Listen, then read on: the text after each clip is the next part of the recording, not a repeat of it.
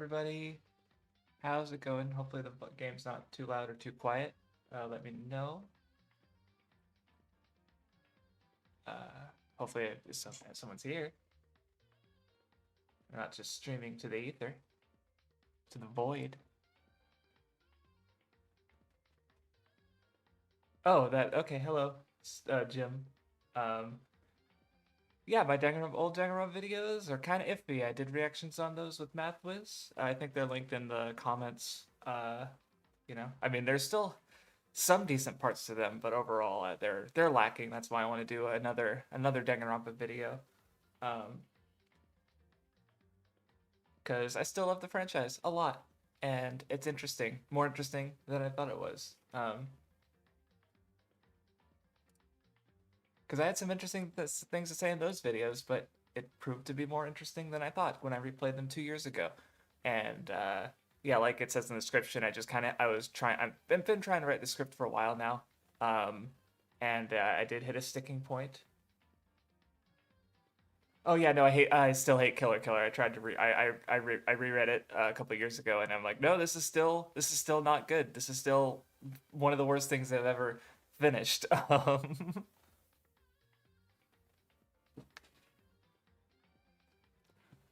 That didn't change, and yeah, I guess I'll get started.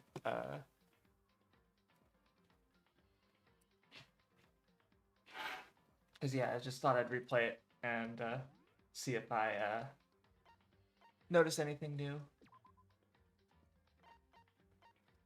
Oh, other way around. There we go. I mean, difficulty doesn't matter. I've played. It's a fucking mystery. I know all the answers. I've played it. This is like my 6th time or so.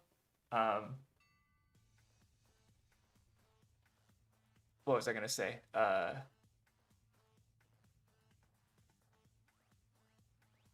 Oh, my thoughts on third cases. I mean, they're just cases that, yeah, I don't know.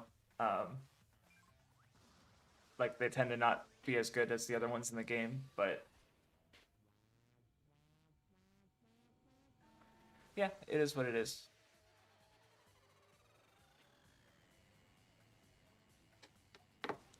I just don't see a reason to get hung up on it necessarily. Like, yeah, other people have talked about them being not good, and it's whatever.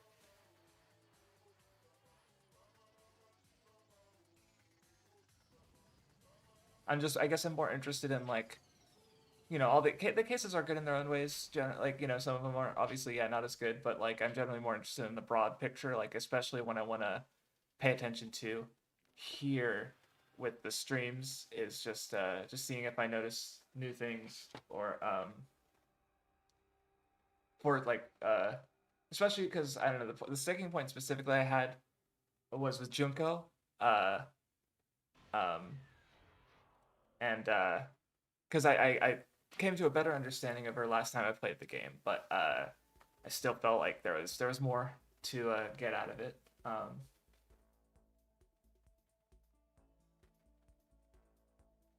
And yeah, I don't know about I mean, I've heard Raincode is basically another Danganronpa. Like it's similar in some ways, but I haven't played anything Kazutaka Kodaka related since V3, so I'll probably check them out sometime. But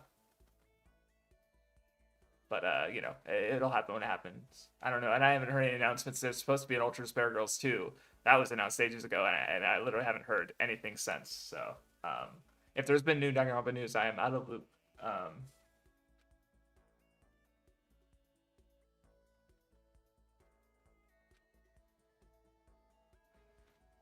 Oh yeah, no, there's a lot of foreshadowing, of course, but anyway, I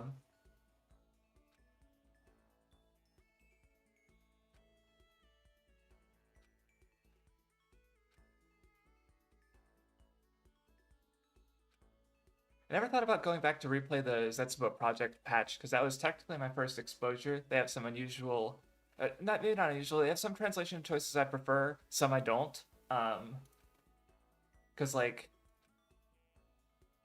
I don't mind super high school level personally. Some people think it's a little awkward because they use Ultimate here with the Spike Chunsoft translation, which I think is fair. But I guess my thing on that is I don't know. The problem I don't like is I don't like how just some of the terms they use. Like I prefer the just having a simple, like lucky student is fine, but then they have like pop sensation instead of idol in it, or affluent progeny instead of heir, and it's just like, okay, calm down. um, it's not a big deal. It's whatever. Because it's really funny when you play Danganronpa 2 and they do tone him down. So it's like ultimate princess. And then you still have Togami. So he's ultimate affluent progeny still, and it just really stands out next to all the other ones.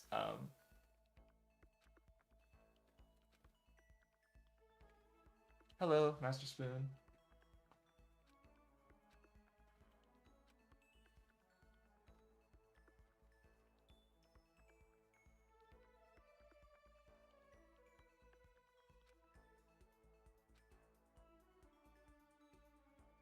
But yeah, I hope the music isn't too copyrighted. Because I just realized, because I don't know if I can physically speak over a visual novel adventure game kind of thing for, I mean, I think I'm only just gonna play the prologue. I had work earlier today, so I'm kind of like, and I just figured like the game structures itself in like chunks pretty naturally. So you have like prologue, then the daily deadly life for all the chapters, and then except for chapter 6, I'll probably do like deadly life and then the trial separately, because it's a long trial as well.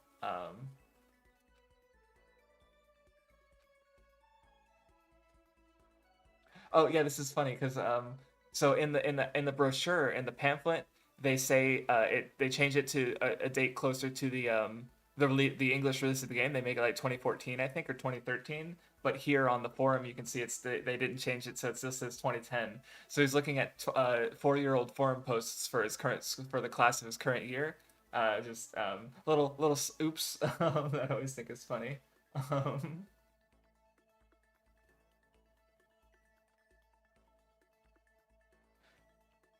Sorry, I don't, Ombre. I don't understand how Makuza and I interrupted you. Is she doing something too? I don't know. If she's streaming at the same time, that is really unfortunate. Because unfortunate indeed.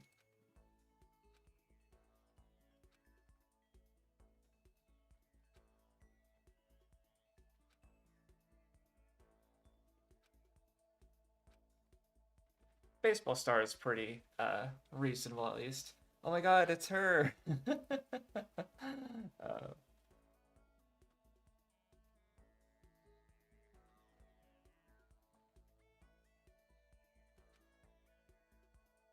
she's what every high school girl wants to be, huh?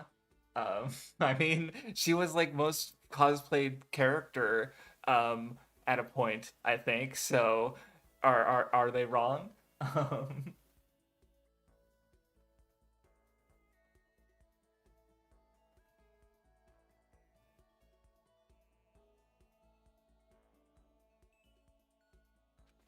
um, Sorry, I don't. Master Spoon is asking me if I've checked out the OG forum translation. Um, I'm not sure what that means or is referring to. Um, Okay, now I see what Ombre is saying. Okay, because yeah, I mean, Ombre, you're always watching something. Like, when are we not gonna interrupt you? Like, you're a monster. You're always watching like another 500,000 episode series. It's like, what the fuck are we supposed to do? Base our stream schedules around your watch schedule? Like, hello? Um,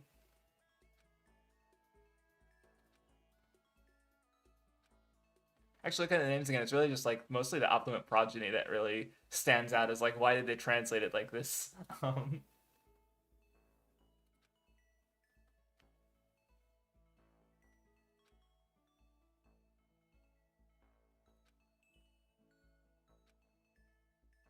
I'm kind of reading it fast because I've already read it a million times.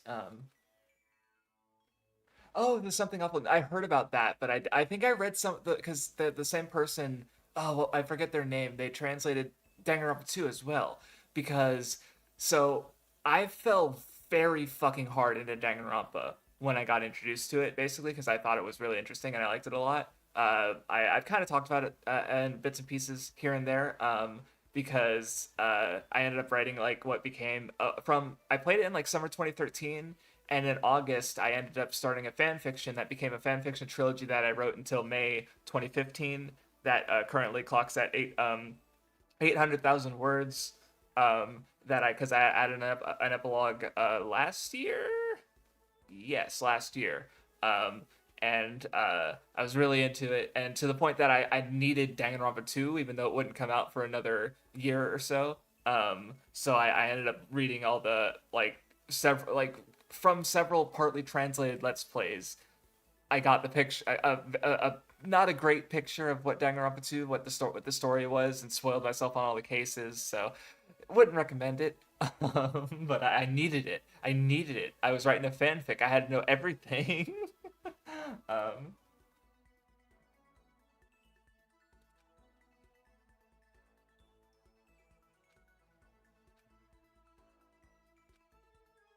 yep, there it is. See, it says 2014.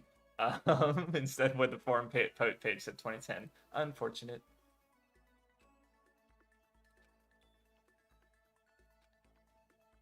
Oh yeah, yeah. No, it was a trilogy. It was 800, yeah, 800,000 words. That's not an exaggeration. And it's definitely like I reread it because I reread it before I wrote my. See, that's the thing is I replayed the whole franchise about a little over 2 years ago.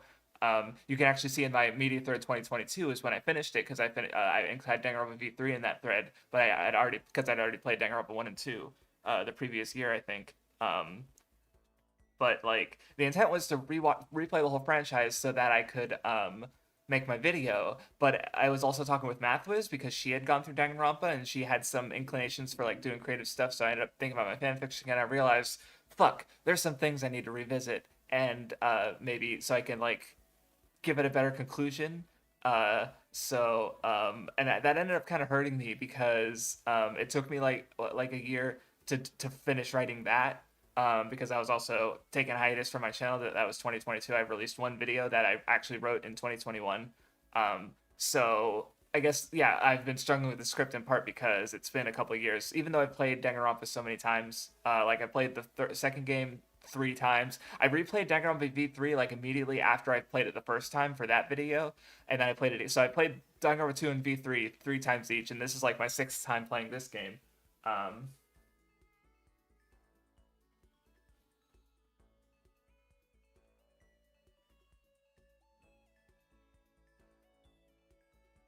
Oh, yeah, I can see also Danganronpa's reputation going down just because it has a kind of cringe fan base, which I just I don't like care for fan bases. I don't like interacting with them because I tend not to like it.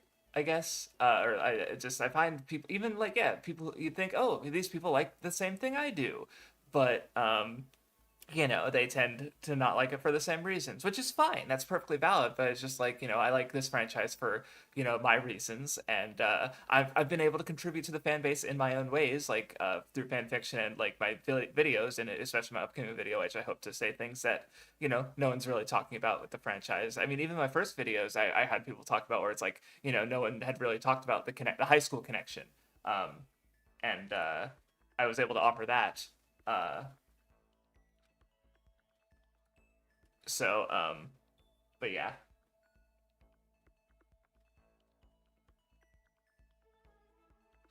What fan base? I mean, I can't. I don't know if it's been a specific one, but because it feels very general because like I just maybe it honestly might have not even been fan base specifically, but like I think especially like rereading Naruto or reading Naruto and Bleach for the first time and going like, wait, these stories are good, and then seeing that tribalistic or thinking about like the big three tribals, which we're still getting. We're still getting fan base wars, like with Jujutsu Kaisen being really popular right now. You have people arguing about whether it's better than Chainsaw Man or One Piece, or you just people being really defensive, and and I'm just really tired of that mentality.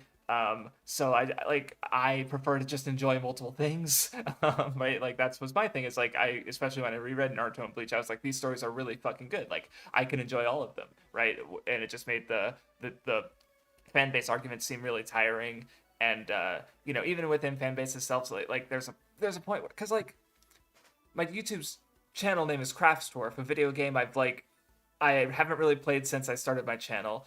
A I've used I used some footage of it in my one of the fairy tale videos because I was like I don't know what to put here. I'm just gonna put footage of Dwarf Fortress. So it's like because I think what happens is people hyperfixate on something and it kind of becomes their identity. Um, and I've just noticed that with me, I really haven't like. Obviously, my favorite thing is One Piece, and I like all the other things too. But my identity on YouTube is based on a game I don't really like. I like it. I really like and still enjoy it, but I just don't have the time to like relearn how to play it and get back into it. It's whatever. So it's like so I guess like there's just so many aspects about fandom that I feel like I don't really click with. Like I just kind of just watch the media I like. Even when I find a new favorite, like right now, I was even thinking about Muv-Luv and how when I did my favorites threads at the end of the year for 2022 and 2023, my favorite media experience of 2022 was Mud Love Alternative. My favorite media experience of 2023 was Mud Love Alternative Total Eclipse. And guess what? This year I'm planning on playing Mud Love Unlimited the day after, and the rest of the Mud Love visual novels. And I expect it wouldn't surprise me if one of them turned out to be my favorite media experience of 2024. Like I am falling in love with this franchise, but I don't like. I'm not like, oh god, I need to make a video on it. I need to creatively contribute to it like I did with Danganronpa, because in 2013 I was like, I want to make a fanfic. This series is creatively invigorating me, and I wrote an insane amount in a year and a half, right? August 2013 to May 2015, that's like a year and 7 months, like and I wrote nearly 800,000 words. Like that's creative inspiration right there. um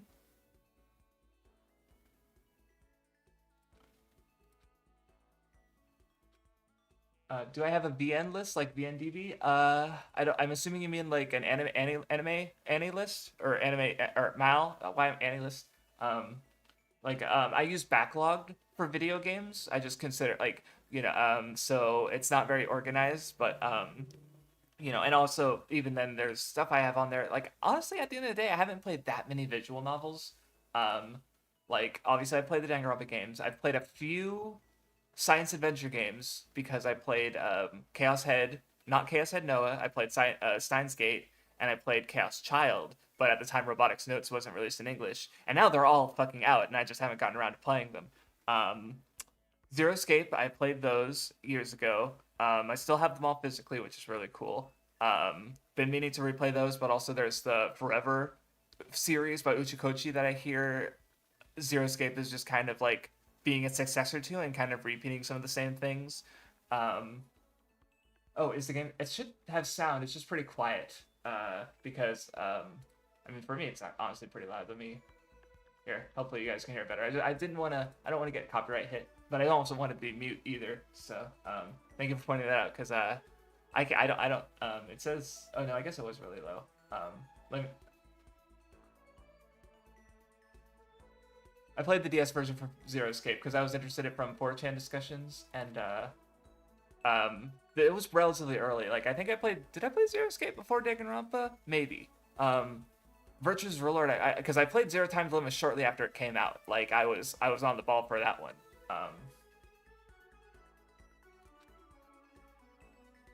Because yeah, I remember you talking about it last stream. Because the DS is so kind of important for how the game gets across like its climax, and or even just how the perspective works in it. It's really fucking cool. So yeah, I understand that the remaster. I have no interest in. I have my physical copy. I don't need to play another version of the game because like the DS version has one of the interesting aspects of that game. So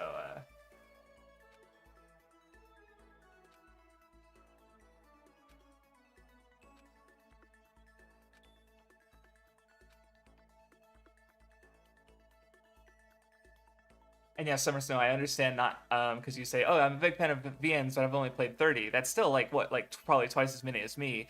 They're so fucking long, right? Like, oh man, I'm a big JRPG fan. How many JRPGs have you played? Oh, I've beaten like 12, right? But it's like they're so fucking long, you know? Like,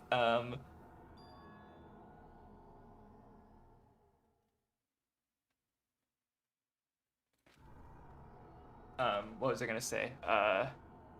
Yeah, like I'm still playing through the Megami Tensei franchise, and I calculated like if I play an hour a day, I can play most of the games that came out in between the Shin Megami Tensei 2 and Shin Megami Tensei 3 this year, and that's not even getting into the 80-hour RPGs like the Persona games. Like fucking Persona 5 is like 100 hours long. It's like Jesus. And an hour a day is a commitment. So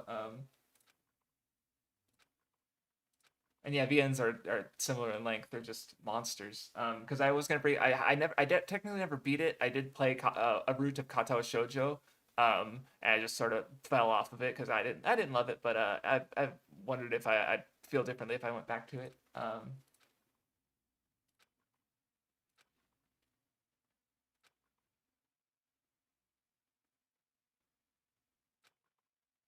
Yeah, the When They Cry is I'm definitely interested in.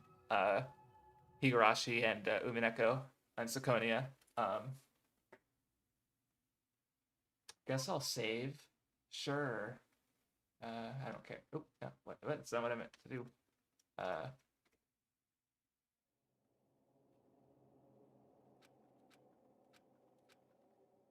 but yeah, as far as just adventure games, like I'm what I'd rather finish Love Love first, just because like I'm already super into that, and they did have another release recently, the Imperial Capital Burns, which is like a prequel to Total Eclipse, which sucked in a way because it came out like a month, like a couple weeks after I finished Total Eclipse, and I didn't know that it was coming out at all. So I didn't even find out about it until like weeks after, a couple weeks after it had come out. um, but I was so obsessed with Love Love Alternative, I could not put it down. Like every, because I had it on Vita, so I was even able to like I was literally like watching it playing it like on my way to or not on my way to work, but like while I was in my car waiting for work, my shift to start, or at lunch breaks, and yeah. Did I sound soon today? That's funny.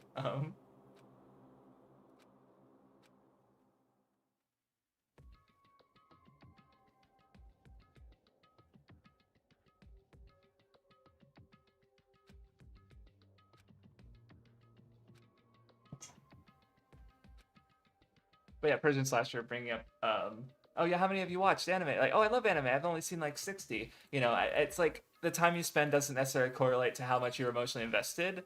It's just important to not be like, I remember someone on my YouTube server, my Discord server rather, was like, oh god, did you guys know that JoJo's Bizarre Adventure Part 3 is like really iconic and popular in Japan, right? Because like this was new trivia to them, and that's fine. It's fine, to come into a thing, you're new and you're finding things interesting and learning new things. But he was talking to a server of people who like really knew shonen, and it was kind of like an everyone knows that kind of thing. So even though it's just that as long as you just know where how much knowledge you have, and the sort of limits of um like, yeah, because you are coming at it from a new perspective, and there's a risk of people like acting more informed than they are, like my old YouTube videos. Which I wasn't even technically new. Well, I'd been watching anime for like 4 years at that point, and but definitely acting with way too much imaginary knowledge. Um,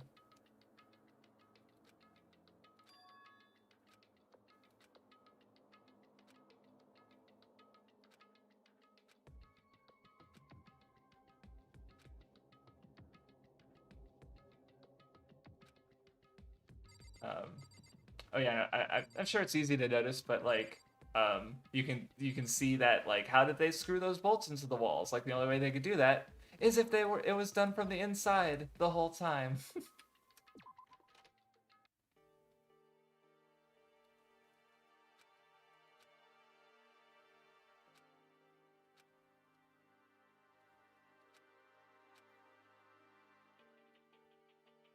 Oh, it's funny. Oh, see, they bring up the map. I did not know that you could just like teleport on the map through the card. Your what's it called? So like first couple times I played the game, I literally just walked everywhere. Like, oh, I gotta get to floor 4, and I'm on floor 1. Gotta go through floor 2 and 3, and it's like, no, you can just teleport, idiot. Um, I know. I remember there was one of these. Oh, I guess I can't go through the explore yet. Um, Because I know one of these chalkboards has some very blatant foreshadowing onto it. I forget where I'm going. I'm not honestly not even paying attention to the game right now. Um,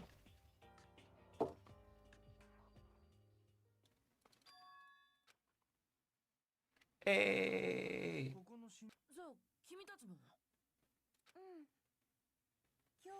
Oh yeah, I guess another thing that happened because I was thinking about like, do I play the dub this time? Because I feel like one of these days I really should play the dub.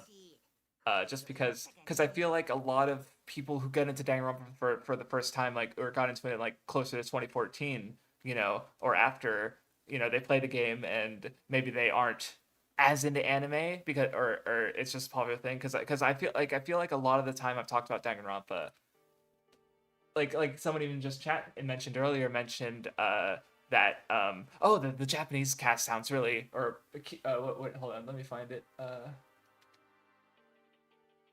Um, oh, I missed something else to respond to.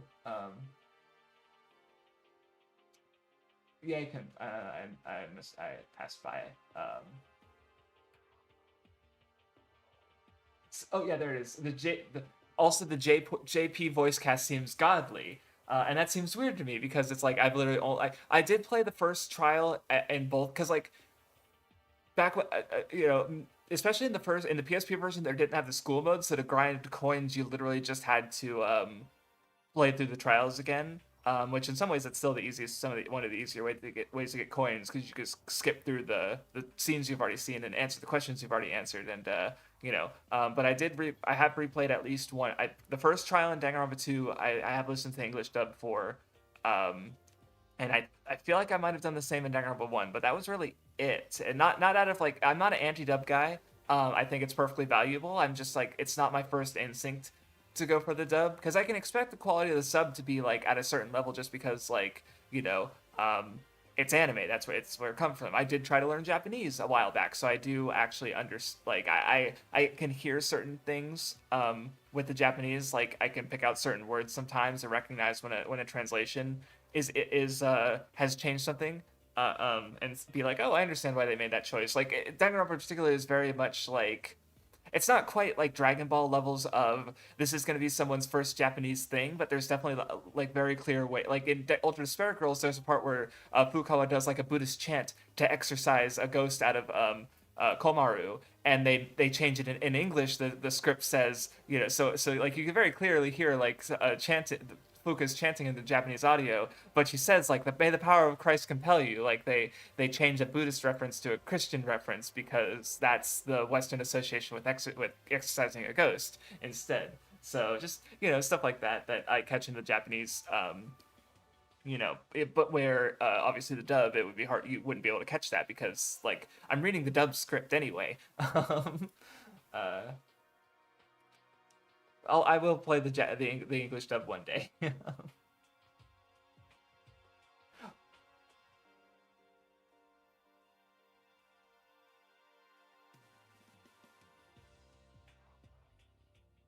Yeah, that's interesting, viewer, because I don't know about the general thing. I know that personally, I would tend to lean towards playing the original Japanese. Like I remember, I think Ultra Spare Girls, you had to download the Japanese audio. Like there was a patch that or downloadable content. It wasn't just built into the game.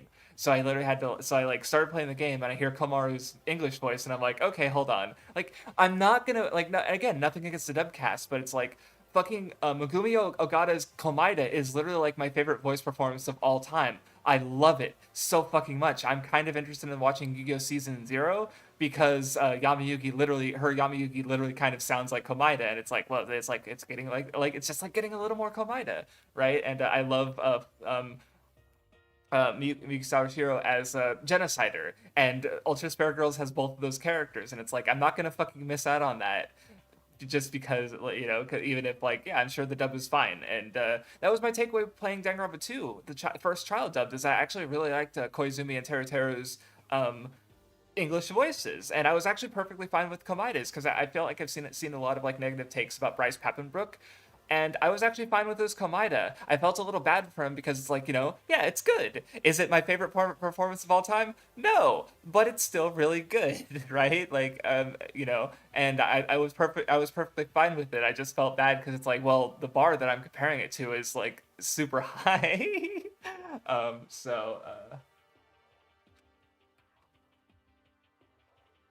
I'm talking so much. Like this. Honestly, this stream could have been over in like an hour because it's really not a long prologue. But I keep talking to chat.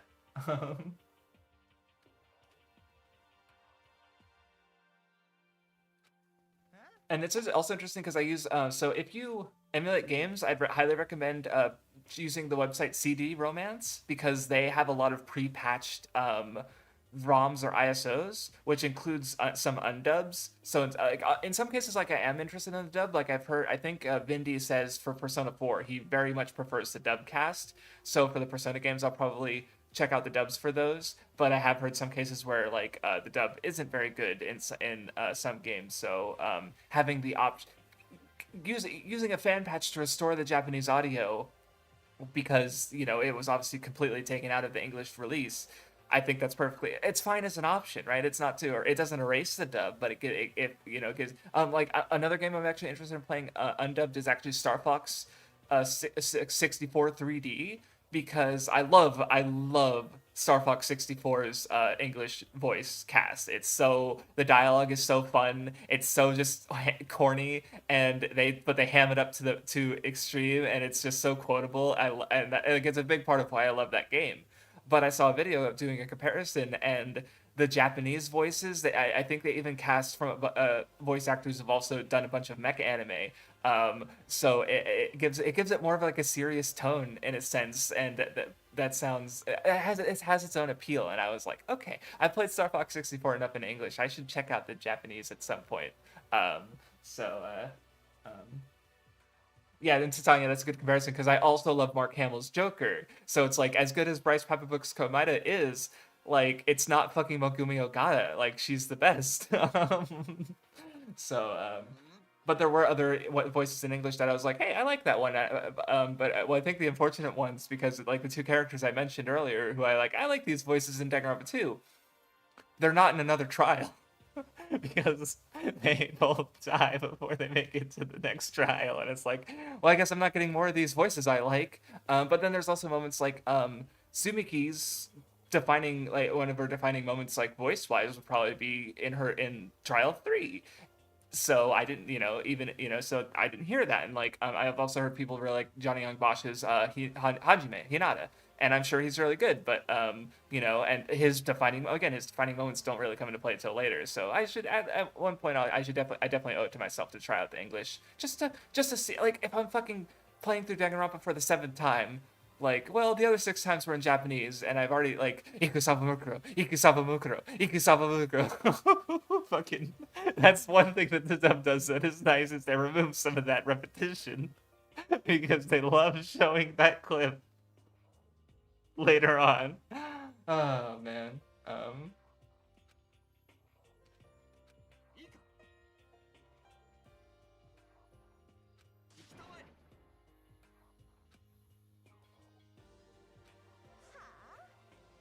Speaking of Ikusawa Mukuro,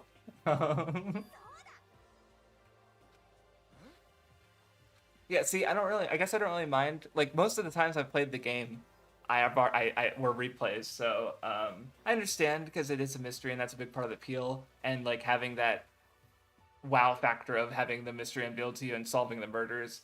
If that's really important to your experience, like I understand being less interested in a replay.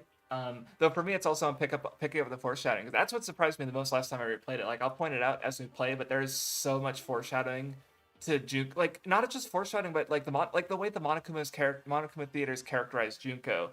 I thought was really interesting because she is Monokuma. And like that's why I kind of specified the windows because I feel like that's a relatively easy piece of foreshadowing to pick up on. But maybe someone here hasn't replayed the game, so they didn't notice that. So I don't know.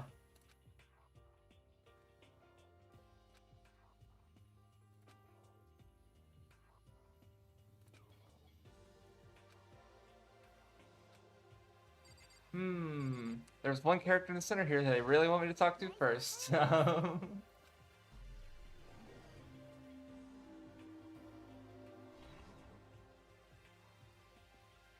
Also, I guess she's one of those characters. I don't know. She's like a meme. I feel like in ways that extend beyond the Danganronpa fan base because of like the way people have obsessively waifued her. Like I saw one person did like a massive like printout that was literally like bigger, taller than their house of her, of her sprite or something. Like I don't know what is about her that makes people simp. There was like a fucking 50-page analysis slash justification by someone who did nothing wrong for a character who's literally in the game for like 3 hours. uh, so I don't know. Maybe it is just the one guy. I really haven't dug that too deep into it.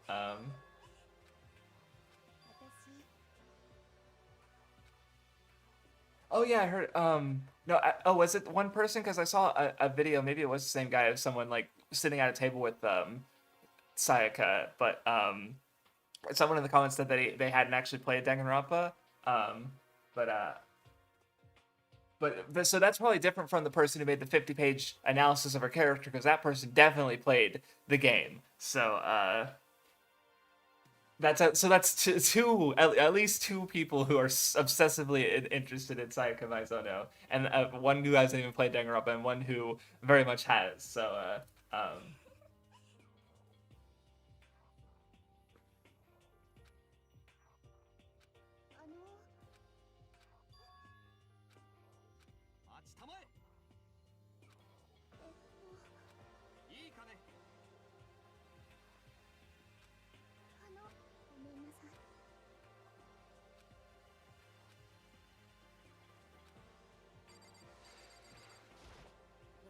see,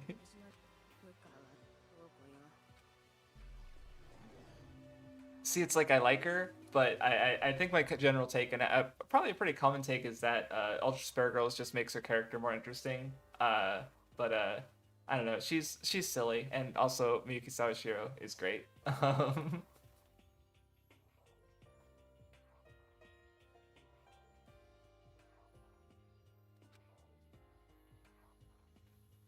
I like the so I sorry, I just like the phrase. His house is filled of giant poster women.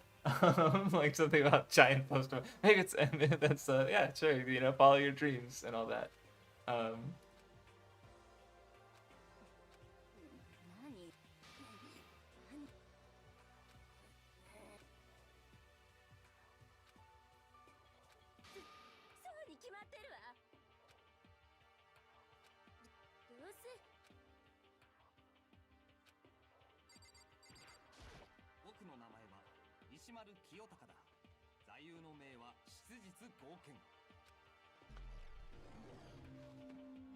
I was just thinking about how like I don't know, because Fukawa was like, don't stop looking at me like I'm a filthy woman, and she also has her odd thing with showering. But I was also just thinking about how like what is I'm gonna look it up actually. What does Fujoshi literally mean? Uh, because I think it means something like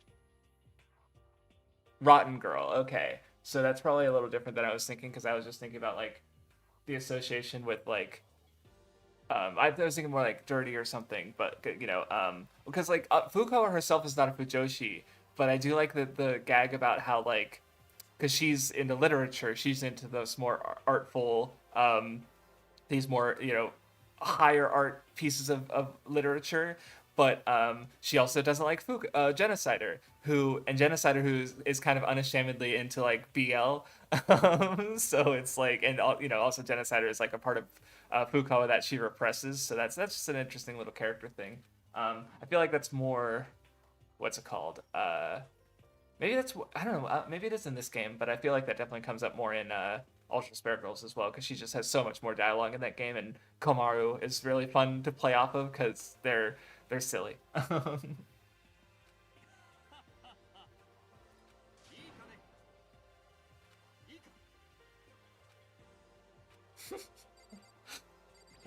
Sorry, I just laughed at Nagi. He's like, "Oh, this guy's kind of annoying." Rip Ishimaru. I don't know. Ishimara's cool. He's just got a good positive energy, and I don't know. I really like how the free time events. I'll probably. I feel like I might skip them just because I don't feel like going through all of them again. I already have my notes on all of them. I'm mostly here to see if there's any other like foreshadowing or characterization for Junko that I missed.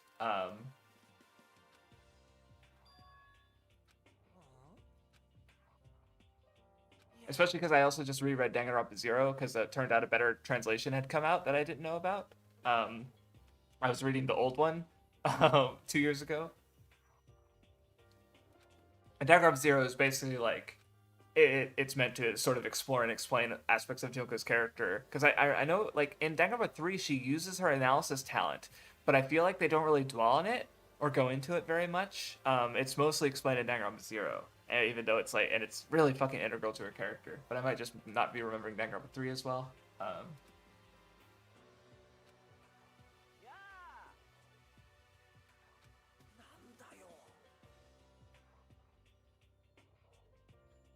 So yeah, as far as the differences in translation, I understand a lot of the choices they made with just wanting to you know have the game be more accessible in some ways by like not going doing certain cultural references and stuff.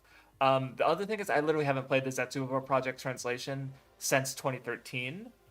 So I really like I have not done like a line by line comparison or anything, and I never sorry I just thought because Shabe's character Kun is doing on his side channel. Um, he's rewatching Nausicaa of the Valley of the Wind and comparing the dub to the sub because he's of the opinion that he likes the dub better.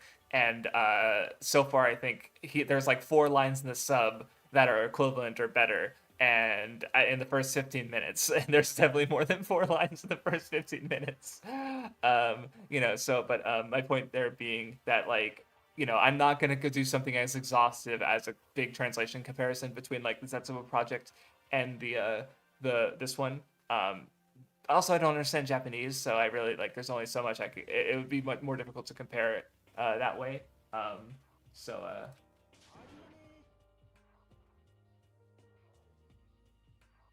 which character, Titania? Because if Naigi's if you're asking how Naigi knows so much about everyone, it's because he did research before at the start. But I feel like yeah, that was I don't know. Maybe you're talking about something else.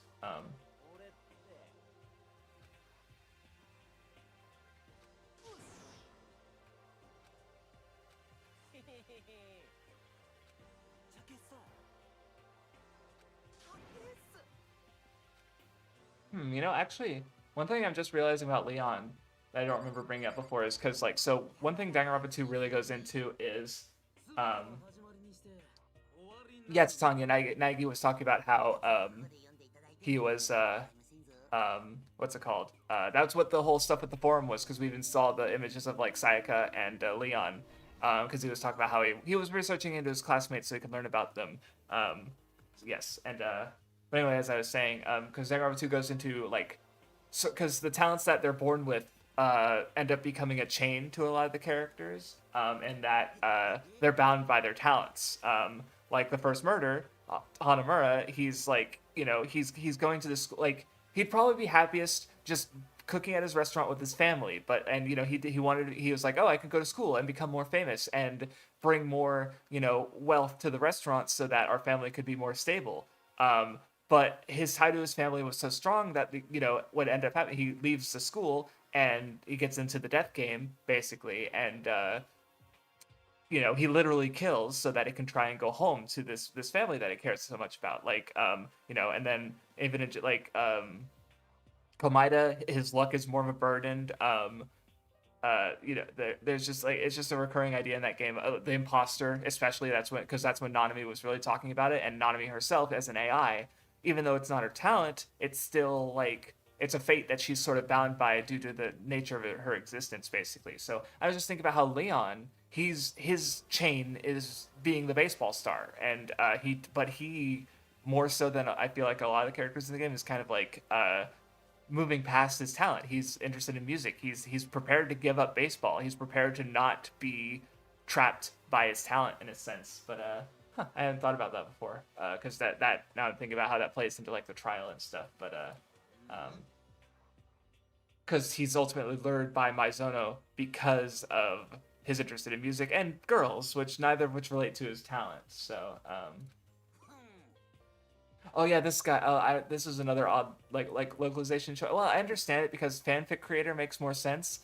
He's a Joujinshi author. He's very specifically linked to like comic head and that kind of that subculture of Japanese media. Um, so I remember that being like, I kind of get where they were going with that. Like, because it's just one of those things. It's like, it's like it's kind. I would never translate it because I think because you can't just translate as Jojin. Like I guess fan created would work, but that I don't know. Maybe yeah, maybe you could translate it and that would be fine. But even then, like you'd have to explain it and like I like how the science adventure games and some of the visual novels I'm sure have like the tooltips where they'll give you a word and then there's like an in-game dictionary of that word and so when they give like a weird science term or or an otaku culture term, like it was really interesting in Chaos Child because they say cartoon and then they go and define it and it's like no, that literally in Japan in otaku communities, they use the word cartoon to describe Western animation the same way that we use anime to describe Eastern animation.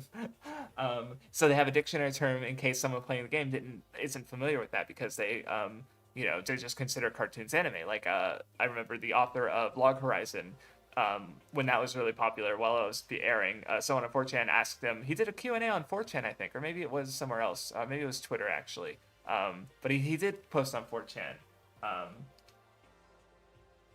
what was I gonna say?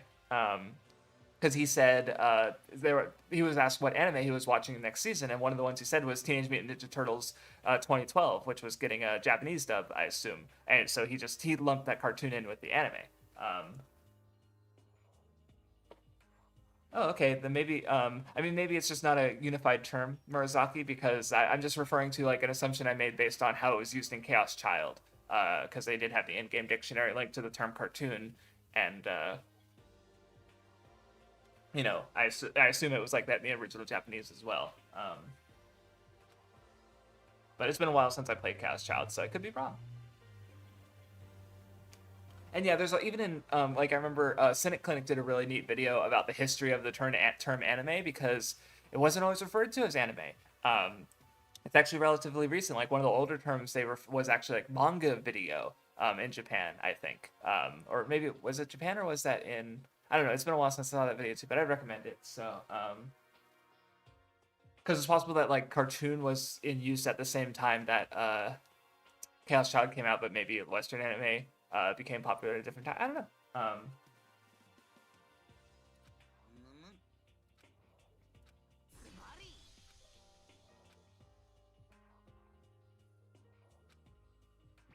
Her.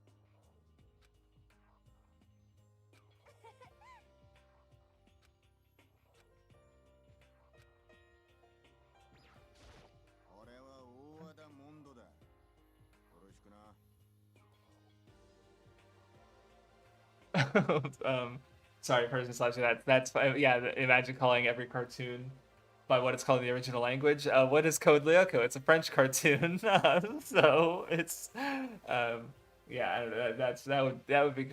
It's definitely it's also a marketing term, right? Like I think Shaves because that came out.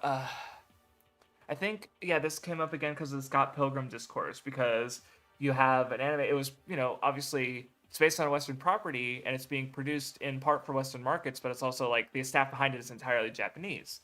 Um, and then getting to just defining like what That's right, because I put when he made a question of like, well, what if we get to the point with like tokusatsu where it's like, we have to define like argue what is and what isn't tokusatsu basically, and was just like immediately like mentally fatigued with that discourse, and then I posted a joke because I made a meme about it a while ago, not like an image meme, just a joke was on the Weeb Club because they were like I think Teletubbies came up and they were talking. They were like, "How did you not watch Teletubbies?" And I just made a joke about how I don't watch American Tokusatsu, and I thought that was pretty funny because it's like they have suit actors, so it's like, yeah, I guess it's Tokusatsu. Not really, not really. And obviously, like just in some ways, you can just like call superhero movies or Star Trek Tokusatsu, but really you wouldn't because that's just not what um is has the same appeal as actual Tokusatsu shows.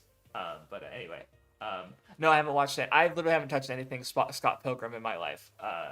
So I just haven't gotten around to it. I'm not opposed to it. I just like never felt like it. And sorry, I was gonna answer your other question. Oh, a lot of the characters are caricatures. And because like, hmm.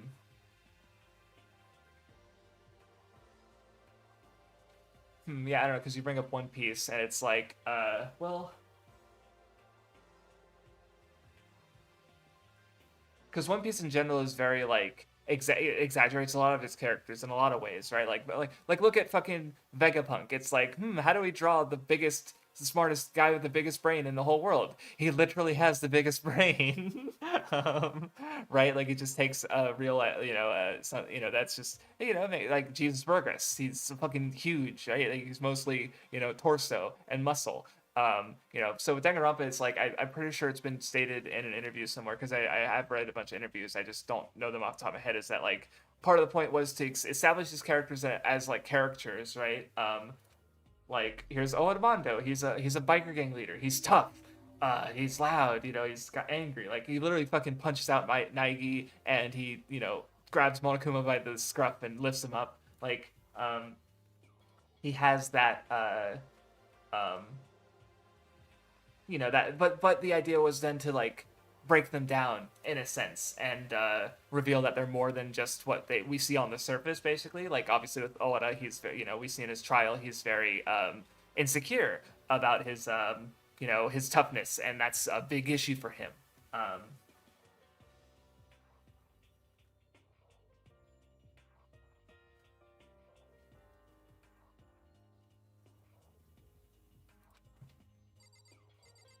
um, like yeah, so yeah, I see people are talking more about the because I guess like really because when it comes to defining things in general, like you can come up with your own definitions, and I think that's fair. In general conversation, just whatever, say whatever. Like but when it comes to like an analytical sense, I think you should generally like respect lineages. I think is one way to look at it, right? Like and yeah, like so in the case of anime, we use that term because that's what they call it in Japan, but we've also appropriated it and we use it specifically to refer to a certain kind of animation. But even now, like again with Scott Pilgrim, or like I think also what also came up in the discussions is like there's actually a bunch of cartoons that aired as Western cartoons, but were partially, if not largely, produced in Japan, like DuckTales or I think the Real Ghostbusters, or there was I think was it Stephen M or no, probably maybe not.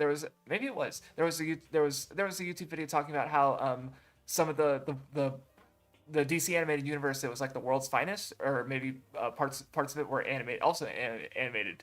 They had Japanese staff, so it's like it's been global animation. Like generally speaking, it's all animation, right? And really, I just think like I don't know. I do think it's helpful to like to a degree, things like genres or demographics or defining just distinguishing cartoons and anime. I think it is helpful to a degree. It's just a matter of like how is this useful? Like how is this useful information, right? And I think because I think with anime, the reason I think, and maybe the reason people have a bone to pick with the Scott Pilgrim, because even if it was produced in an anime environment, the media culturally isn't necessarily like isn't drawn from Japan, but you could say the same for the World Masterpiece Theater, which is a lot of the more Western adaptations of like Western stories, right? So, and then I think even Shapes pointed out how the Frosty the Snowman, it's like it's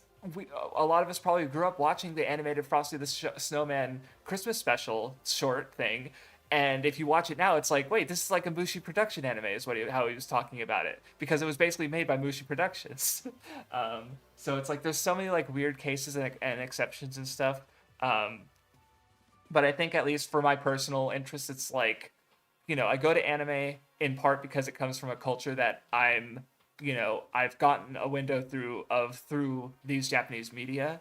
And I'm not gonna stake my flag and say Scott Pilgrim is or isn't anime. Like, I think, yeah, it does how the production, like, that does matter, right? Like the fact that the systems that produce cartoons and the culture that they're in end up creating stories that are different from the systems that produce anime and the culture that produces anime. Like, I think that is because I started watching Bob's Burgers again for the first time in a while, and I feel like it's something that I couldn't, just like it's in English, and the way the jokes are paced and the way it doesn't feel like something I could get in, even if I watch something relatively comparable like Sazai-san, just the fact that it comes from American culture versus Japanese culture, like it feels very different. And its production wasn't, it's not produced like an anime, right? So I don't know, just I don't know, I'm saying words.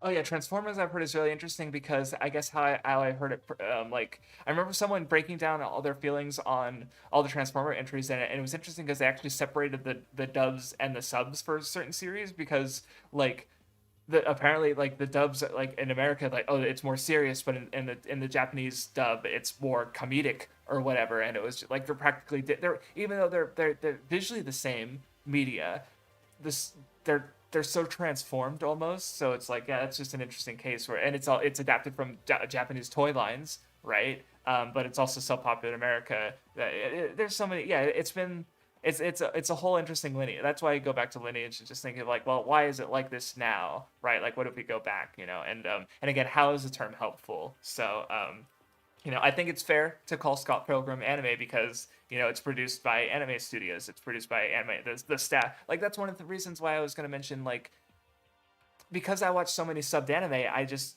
have more Japanese voice actors that I recognize and like. Like, I'll be watching a show and like, that character sounds familiar. Oh, that's why they sound familiar, because they voiced this character in this other show I watched. Where with that's it's not that it doesn't happen in cartoons and just Western stuff in general, but it doesn't happen nearly as often because I don't watch those things as often.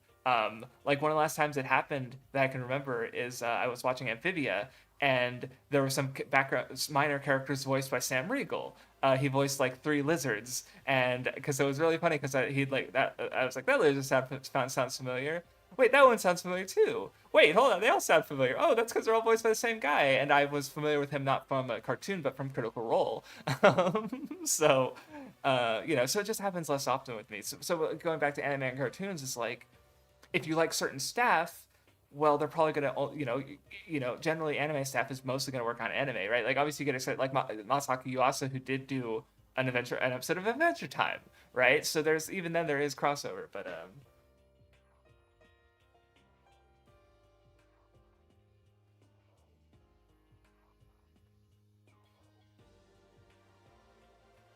I don't know. Favorite Danganronpa protagonist? Probably Hinata. Um, because I like Shuichi and Nagi a lot. And Komaru is fun. Don't get me wrong, but I think I don't know. Like, Danganronpa 2 is just my favorite Danganronpa game. So, and Hinata is a part of that as well. Like the way like his whole thing with Kobaida and the fact that they're so similar and different, and Hinata is the lens through which we get my favorite Danganronpa game, and I think he's really good. But that's not to discount any other protagonists, because I like Danganronpa. It's fun.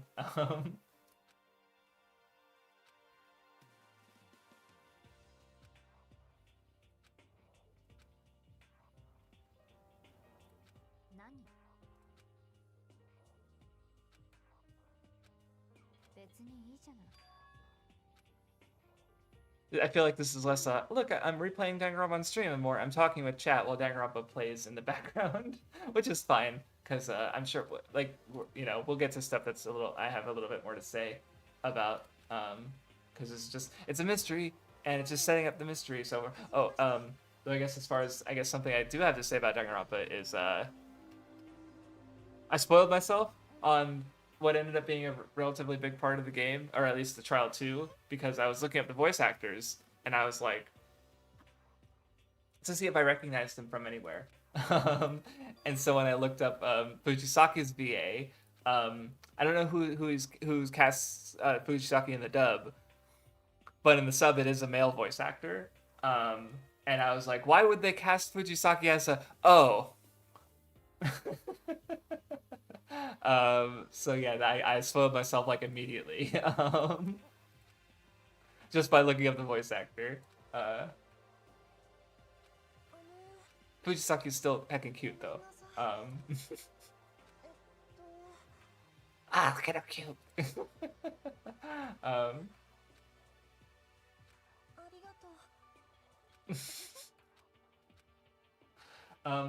Honestly, Danganronpa probably became one of my favorite things like immediately after I finished the game. Like, I don't know. I've written fan fiction before, but I really hadn't completed anything like serial until I did my Danganronpa trilogy.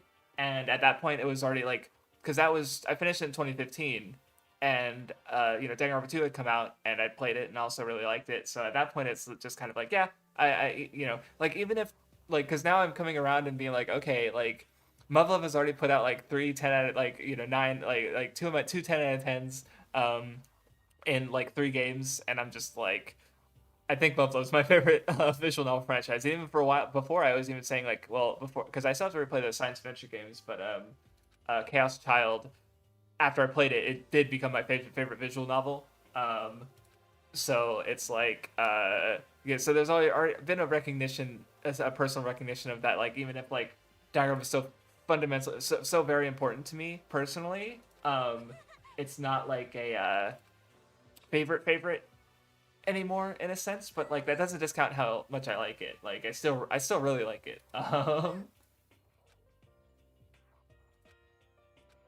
Oh, this is another voice actress that surprised me because she's voiced by Chiyo Saito, and I was legitimately stunned because I was like, how can this woman voice Asahina and like fucking like, because I don't know, Homura or Senju Kahara feel like I don't hear any similarity in them at all in comparison to like Megumi Ogata or Mika Sawashiro, who I feel like if you hear one of their characters, you could tell.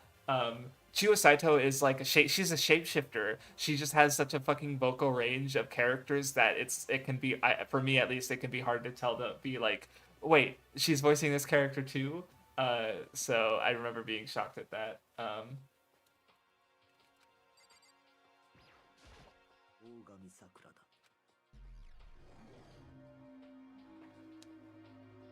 Also, speaking of definitions of things, because we were talking about like anime versus cartoons earlier, there was a neat video. What was it called? I'm gonna look it up because it was interesting. Because it was basically arguing through lineage of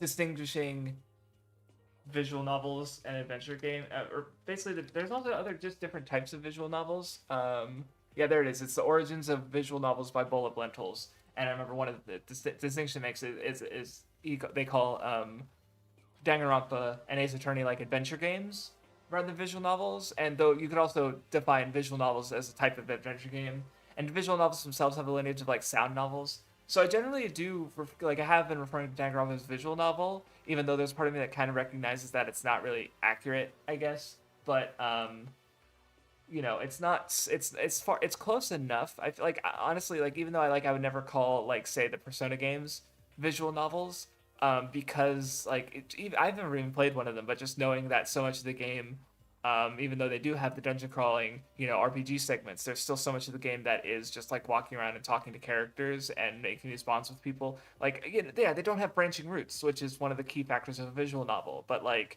appeal wise, like even though I wouldn't call, you know, even though like casually I do kind of refer to Danganronpa as a visual novel, even if like more critically, I wouldn't. I would call it an adventure game.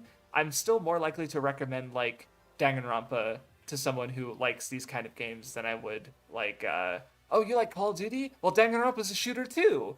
Like, I mean, you, yeah, kind of. Like I've seen people call it Danganronpa because it's like you click and um. Oh, no, I maybe I misremembered the video. I remember him bringing up branching roots as a thing, but I don't know. It's been a while. Oh yeah, I understand Japanese developers not like JRPG. I just say it because it's easier to say than turn-based RPG, and even then, like, because like strategy RPGs are often turn-based. Like, because and then like I don't know. There's I can see I don't know. I just say it as a matter of convenience because it's like I mean, and even then, like Pokemon, I would consider like mechanically is it's a JRPG in a lot of ways. Like it's closer in gameplay to like Final Fantasy than it is like Fire Emblem. Um, but it's generally not considered among them. Like when people say, "Oh, favorite JRPGs," like there's like an aesthetic there too of like generally fantasy, or supernatural in some ways. And Pokemon doesn't have like a JRPG aesthetic, I guess if that makes sense. Where if you look at like Final Fantasy, Dragon Quest, and Shin Megami Tensei, they do have an anime aesthetic to them, and Pokemon does too. But it's I don't know, it's different. Maybe I know, maybe I just don't know what the fuck I'm talking about. Don't worry. Um,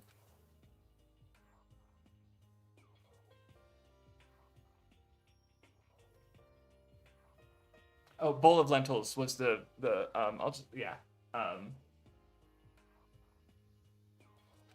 oh yeah, no, actually now well, because like I don't know, I was just thinking about Muv-Luv because it technically does have branching roots in a sense, but mostly extra because in Unlimited and Alternative, the branches are so minor and minute that they kind of don't really matter. And Muv-Luv is also really funny because between Total Eclipse and no, Total Eclipse doesn't even have any branches. It just has yeah, I don't know where I got that preconception because now I think about it like no, I 100% consider Muv-Luv Alternative Total Eclipse a visual novel, but it doesn't have branching roots at all. It does have some branches, because but with like some changes in CGs, but after because it's like divided into 10 chapters, and I think the last choices you get are in like chapter three.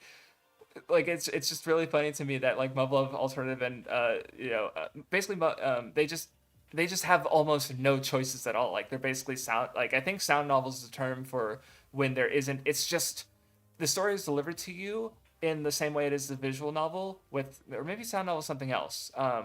Kinetic novel, that's the word I was thinking of. Yes, kinetic novel is where it's like there's no input whatsoever. It's literally basically like except for maybe just like speeding through or choosing the pace at which you read basically. But it basically like there isn't even the make the choice aspect to a kinetic novel. It's literally just like it plays for you, and because uh, um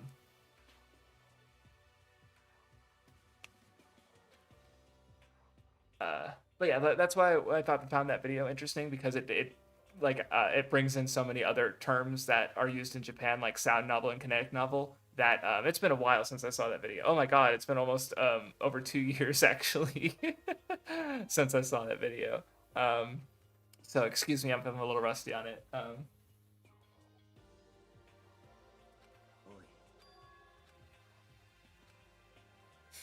I like Sakura; she's fun.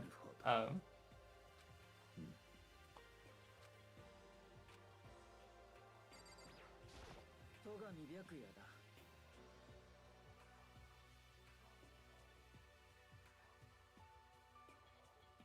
three Danganronpa characters. Well, I think. Hmm. Well, I mean, Nidai is actually like good at teaching. He's the coach, and like he also has the ability to with Hinata, he was actually like wondering like, you have a good body, like you could probably play a lot of sports.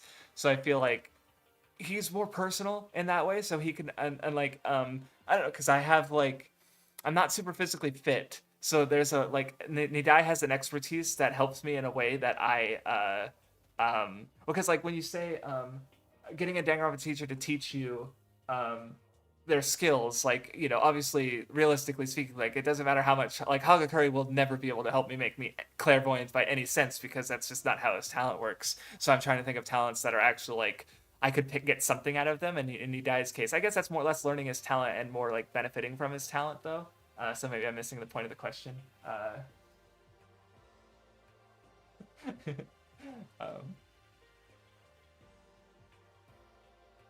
Um, I'm well, so because if I remember correctly, Silver Case is one of the kill. Is wait, hold on, is it Kill the Past?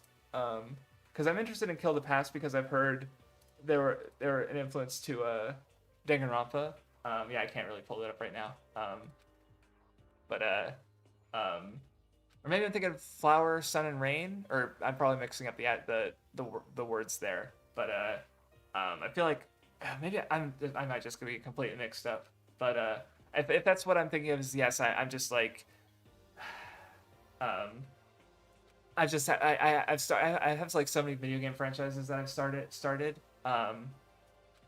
Okay, yeah, then Murasaki, it's probably like yeah, it's I believe it's part of the Kill the Past series, which is I don't even I see I know I believe No More Heroes is also part of the Kill the Past series, and I do have a list, but I mean aside from just like I'm not trying not to start any new game franchises when I still have fucking like 1,000 hours of Shin Megami Tensei games to play. Help me. And then so not only that, so I'm interested in them, but and especially knowing that they have a influence in Danganronpa, which is like because basically ages ago, um, when I had the idea of doing the favorite franchises replay, which I'm technically in progress of, but I've just also just generally I like playing I've been playing full franchises in general. I don't think I've actually finished a franchise. Mine the closest is with Danganronpa, I just need to play Danganronpa S, and with Star Fox, I need to play Star Fox 64 3D. So I'm realistically, I'm done with the franchises. But I also took note of franchises that I felt like were in some ways were similar or had commonalities with the franchise I already knew that I liked. So I did keep note of the Kill the Past franchise because like I believe the first games in that maybe franchise is the wrong word because it's more of like I guess thematically connected games by the same developer or developers. But the first ones I believe are Twilight Syndrome and Moonlight Syndrome, which are very directly referenced in Danganronpa 2. The investigation for the second murder is a reference to the Syndrome games, but they aren't translated, and which is unfortunate. So if I ever get around to the Kill the Past franchise, I'll probably just skip those. But I really would like them to be translated by the time I get around to it. But that's probably just not going to happen.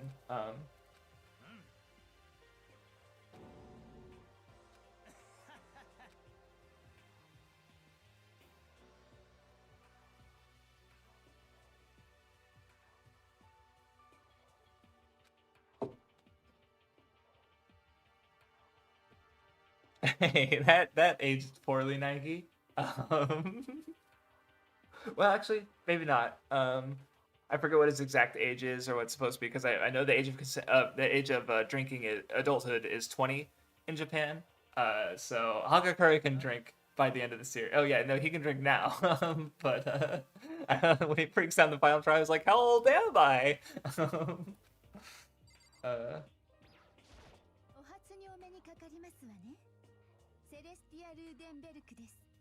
Yeah, Titania, honestly, I'd probably eat the pill that just makes me learn Japanese because, like, I'm already trying to do exercise. Like, learning Japanese is such a time sink, and I'm not really good with other languages necessarily. That I feel like that instant just like, oh boy, I can engage with, that would literally solve my problem that I was just having where it's like, oh man, it sucks that I can't play Moonlight Syndrome and Twilight Syndrome without learning Japanese or waiting for fan translations. And Tatiana's like, yeah, but would you eat a pill that? Yes, I would eat it, and because I feel like it's easier for me to work out than it would be to learn Japanese. Because like, I mean, admittedly, I haven't been doing that well. Like I didn't do it this morning. It's literally just like a 30-minute like, even if I run like for 10, 15 minutes, it's something, right? Like it's which is a mentality that I kind of got into because, or not got into, but like, how do I put this? One of my coworkers at one of my old jobs, he smoked a lot, but he also quit smoking a lot. So it like someday I'd come in and he had a toothpick. Sometimes I'd come in and he wouldn't. And he talked about how like I forget if his doctor or addiction counselor or something said like, how I put it is like as long as you don't quit quitting, right? Because basically people, get this idea of like, I'm gonna quit this thing, and then they do it for a little while, and then they fall off the fall off the wagon, so to speak, and get back into it. But as the doctor put it, like with cigarettes, if you say you just quit smoking for a week, that is a week less of nicotine in your body, basically. So and he quit often, but he picked up smoking again, but like because he got good at quitting. Like and at that point he has a level of control over his smoking, that's much healthier than someone like my parents or my brother, who they've tried to quit, and none of them were ever able to really quit for very long, and they'd only try like once every few years, if that. So like with working out, me doing 10 push-ups, if I stopped right now and did 10 push-ups, that's 10 push-ups that like that's good. It's good that my body that I did a few push-ups, even if it is ultimately, is it negligible? Probably, but just so even if I can miss a few days of exercise, I don't want to. And it would be bad for me to get out of the habit of doing it. Period. Because that's the worst thing, is when I'm not doing it at all. Um, but I do want to have like at least try to keep it up. So.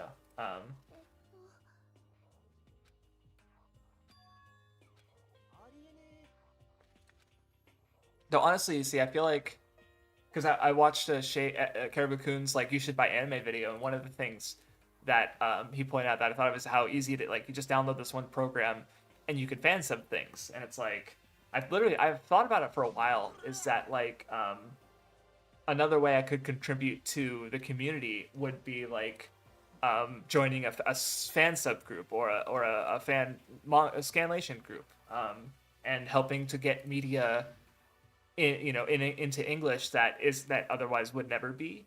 But obviously I don't know Japanese, and I don't really know what the demand is for like typesetting and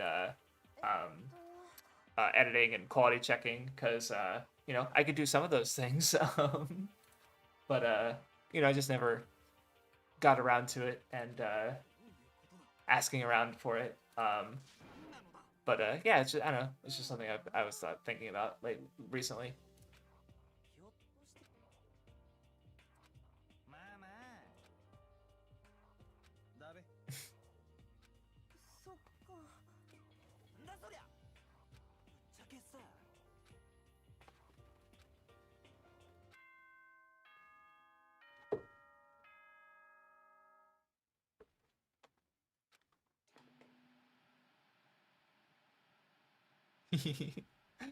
Ah, Monokuma.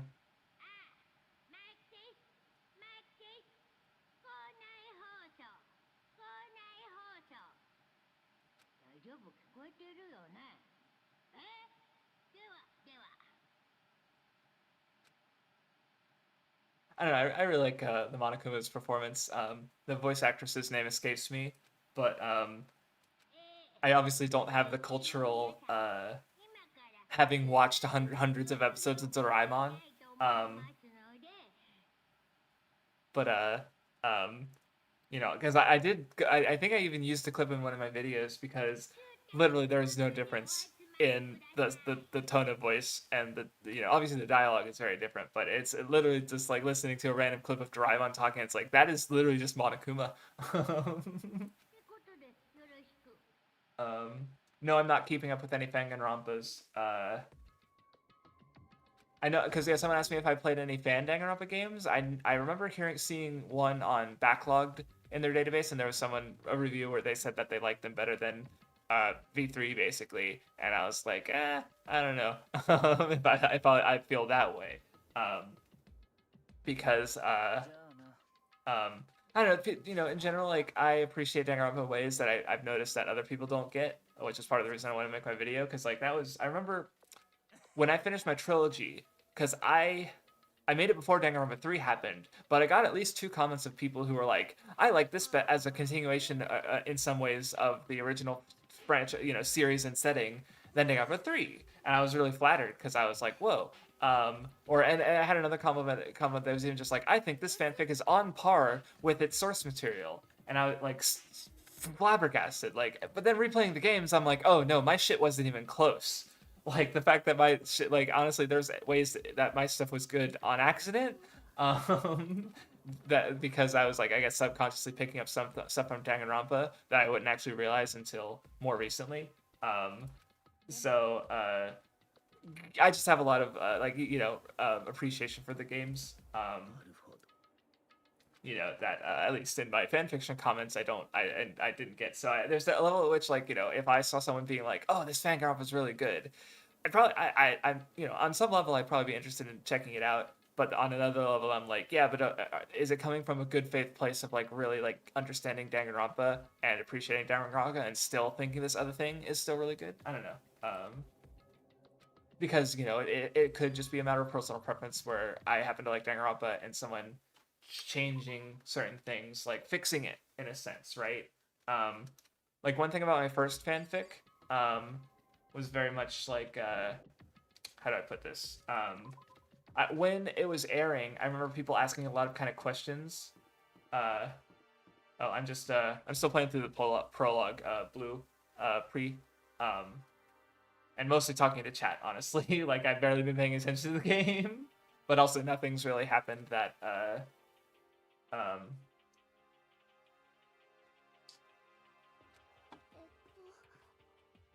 what was I saying? Sorry, because Tanya is like, what's the factor that Danganronpa has? I mean, it honestly might just be like a more subtle understanding of what the game is about, right? Like, cause and just like the details in a sense.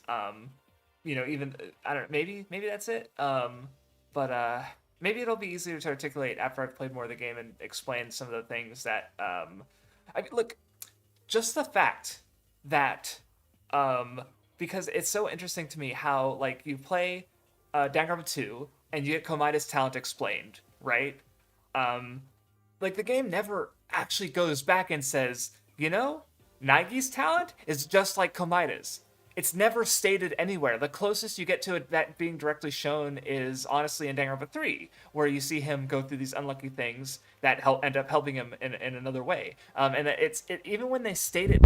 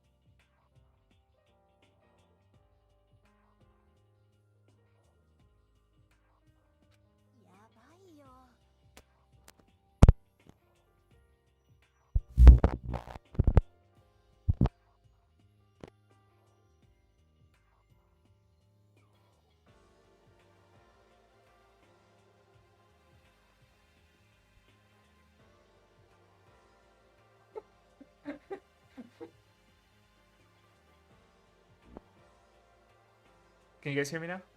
Hopefully. Uh, yes, maybe, no. There's also stream delay, so uh, the time between me asking if you guys can hear me and the time that you guys could actually answer is several seconds. So, okay, good. Now you can hear me. Yeah, my microphone, my preamp is old, and the cable's fucked up. So sometimes it'll just get loose and it'll cut out while I'm talking. Usually while I'm talking on a podcast, and yeah, and I didn't notice until I like looked back and saw people saying, "Oh no, the FBI got him. He knew too much." uh, so yeah, I was explaining the Danganronpa it factor and just the fact that like a lot of even though a lot of it is in your face, like the fact that the character's so archetypical, and even the fact that they like it, you know, dives deeper into the characters and be like, oh no, there's more to the character than just the stuff you see on the surface, right? Like even that is to kind of in your face. Um, but then again, like the way that it establishes Naegi and Junko's talent indirectly, and there's a subtlety there. Like it literally takes other entries of the franchise to directly explain it. Even then, like again, a character never says Naegi has the same talents as Komaeda. Even the way they do explain his talent in the short story, the worst day ever short story, is it's still applicable in the same way to Komaeda and Naegi, but it's still not the way Komaeda describes his own talent, right? You have to make the association yourself and be like, yes, Naegi has this talent by looking at all the instances, you know, and then you know, Junko's talent of analysis is only explained in Arrow 0. So I don't know. There's just like, so even though I guess like as what the it factor that with Danganronpa that might separate it from its other like a fan stuff, and maybe you know I haven't gone through. I have read a couple other Danganronpas back when I was in the fan fiction scene. Never played any fan games, but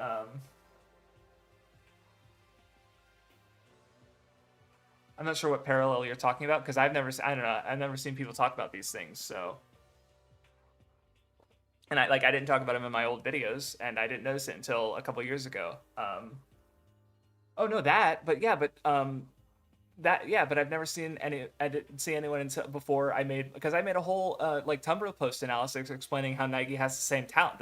Like yeah, they're called the lucky student, but like the way Komaeda uses his talent is very different from the like Naigi's not even aware of it. Like the whole game, they're saying that Naegi is unlucky. Naegi is unlucky, and you know obviously things turn out well because of his mindset. But like just even in the My Zone of Free Time, it describes how like the crane comes to school and you know he and like oh Sayaka took notice of him because he was the one who took the crane away from the school and Naegi just remarks like, "Well, oh no, the teacher just made me do it because I happened to be on animal duty that day, right? Like, unluckily he was on animal duty that day, but luckily Sayaka noticed him because like that's exactly how Komaeda's talent works." So,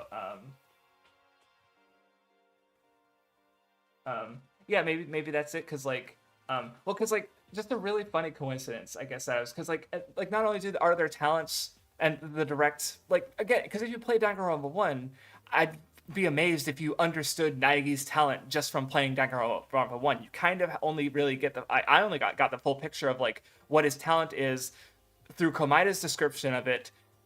Because like and again like just the fact that like because again it's supposed to be an unlucky thing turning into a lucky thing, and you don't get that until you read the short story and see that like oh there was actually another student who was supposed to be the lucky student of class 78, and Naegi happened like basically something unlucky happened and that acceptance letter got burned in shit that Naegi was directly involved in, and then you know so like there was an unlucky event that led to the lucky event of Naegi getting picked to the school, right? And then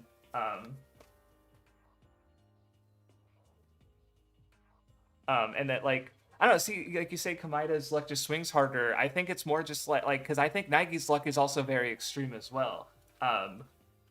Like you know like the short story is very blatant. It's very over the top in a lot of ways like in that aren't come I mean not as like a meteor falls out of space and kills people. It's not, I guess yeah maybe, and yes Komaeda is aware of it. That's the other big thing, and I even talk about it in my Danganronpa 2 video where I think it's so interesting that like Komaeda, he's the master of the killing games, he's the master of his own talent, but because he has the wrong mindset, even though Naegi isn't as good at the killing games and isn't as good as using his talent, like Naigi's still just like, you know, he just has all he has is his mindset, and that makes all the difference between him and Komaeda. But anyway, to get more to the point is the fact that like you not only there, you know, it has the directness, it has, but it also has subtlety there. And just like in just Danganronpa 1, a lot of these things are represented, and the fact that like Naegi and Junko's true talents also have a duality to them that like gets at the ideological conflict of the whole game. It's like this, I don't know, it's like the games are very direct, but there's also so much going on there that like I feel like for a fan thing, you'd have to be like a really talented writer to both iterate on Danganronpa and also be doing really interesting stuff, I guess. Like with my fanfics, I really I did like happen into some of these like ideas that are kind of relevant. Danganronpa is not more subtle than Bleach. Like, I think this is interesting, but I think Bleach goes way further in ways that I'll talk about later. If you're not subbed to my side channel and you're interested in hearing the Bleach podcast, do so, because we did record the first episode, me and Hot Boy Spicy, and it is coming out. And but anyway, well, because again, I'm not doing direct comparisons, but I feel like, I guess it's like, how do I put this? In my case, I read Danganronpa and I made a story that was very derivative of Danganronpa, but it also wasn't made with a very amazing, like, in-depth understanding of Danganronpa that I have now, relatively speaking.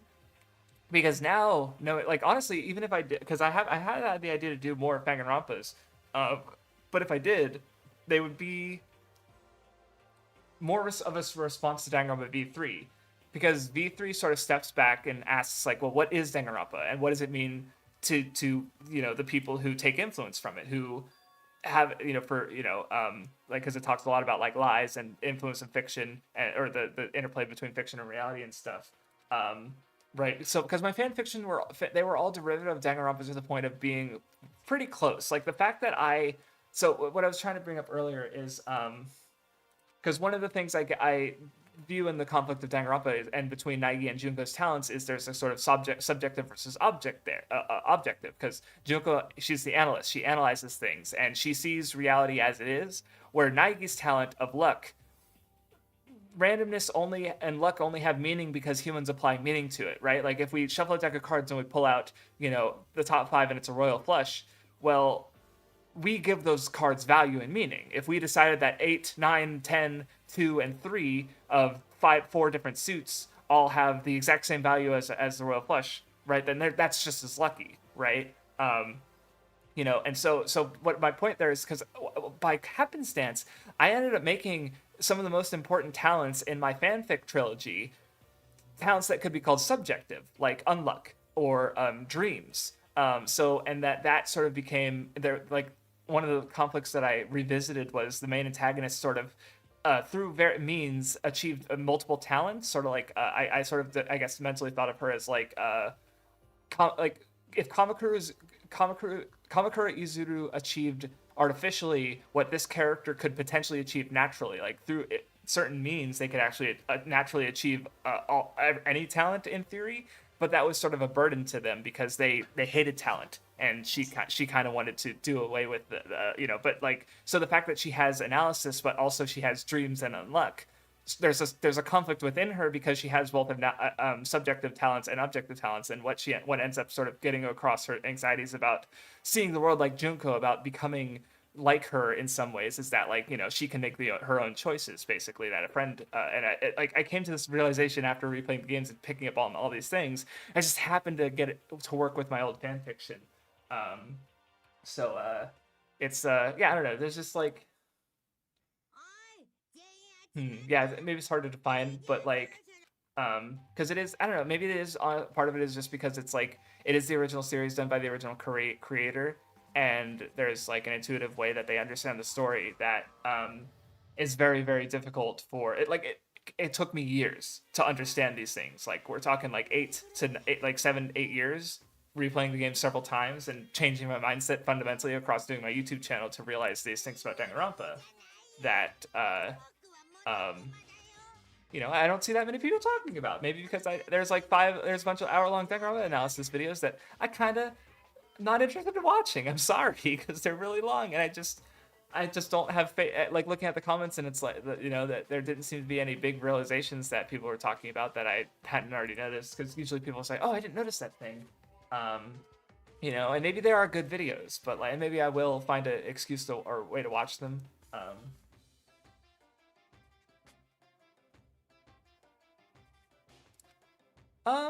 Because yeah, Titania, it's funny you mentioned like I see characters. I don't know if I would say, oh, this character is an extension of myself, because in some ways I'm going to be represented in like all of my characters, and some of them are even like, so there's one character. So one thing with me is so how my parents would describe it growing up is like when I was young is when I was eating food by myself in my like high chair. I would cry whenever I noticed my hands were messy, and my parents would like quickly wipe it off with a paper towel, so I wouldn't cry. Unfortunately, mentally, that means that like I now like when I'm eating ribs or something, when my hands are messy, I get uncomfortable. And I really don't like having my hands messy because they never let me just get over it and learn mentally how to deal with having my mess on my hands. Um, so that I remember later connecting to, because I have one character who's like in my first fanfic who's a virologist who he's kind of a clean freak. Like he shaves his head bald. He is careful around doorknobs and he washes his hands a lot. And I realized like, oh, this character I made who is kind of an exaggeration of something I have. With just a general like wanting to feel clean, even though it's not nearly that extreme, right? And then I'd make connections like that to some like the main cast in some ways, like, oh, this character he's kind of a dick, but it's really fun to write, probably because there's a part of me that likes being a dick, and just so yeah, there's definitely me noticing shades of myself in my characters. There's probably things about me in my characters that other people would recognize that I don't. And of course, yeah, there's obviously going to be cases where it's like, well, I'm nothing like this, right? So, it happens.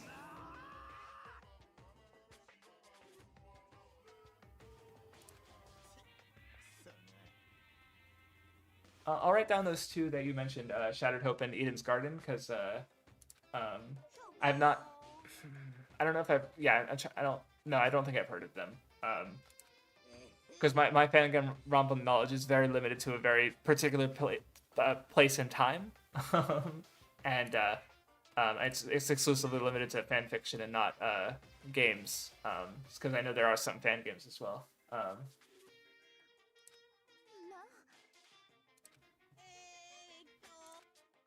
I really should be paying more attention to Monokuma's dialogue.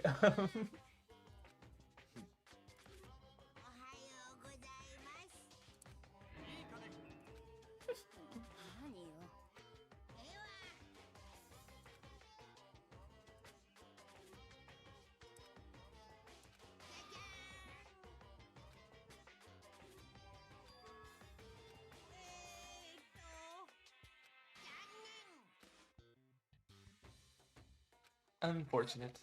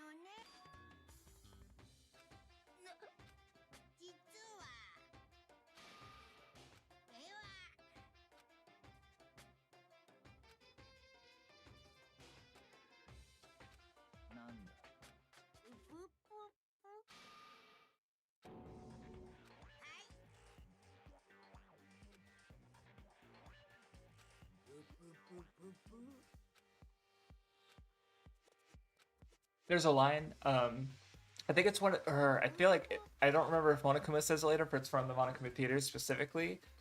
But he says something like, "It's more odd." What isn't odd isn't the murders that society allows. It's not odd the murders that they don't allow. It's more odd that the ones that do allow, and that's sort of like because here basically I guess what I'm trying to say is how I read just the general like killing game.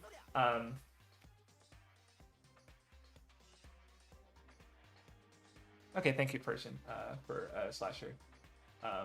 I'll keep that in mind. But what I'm trying to say is it's worded more well in my video script. But part of the stream is to like, I don't know, maybe if I say something, chat will have other things to point out that I can take from maybe. But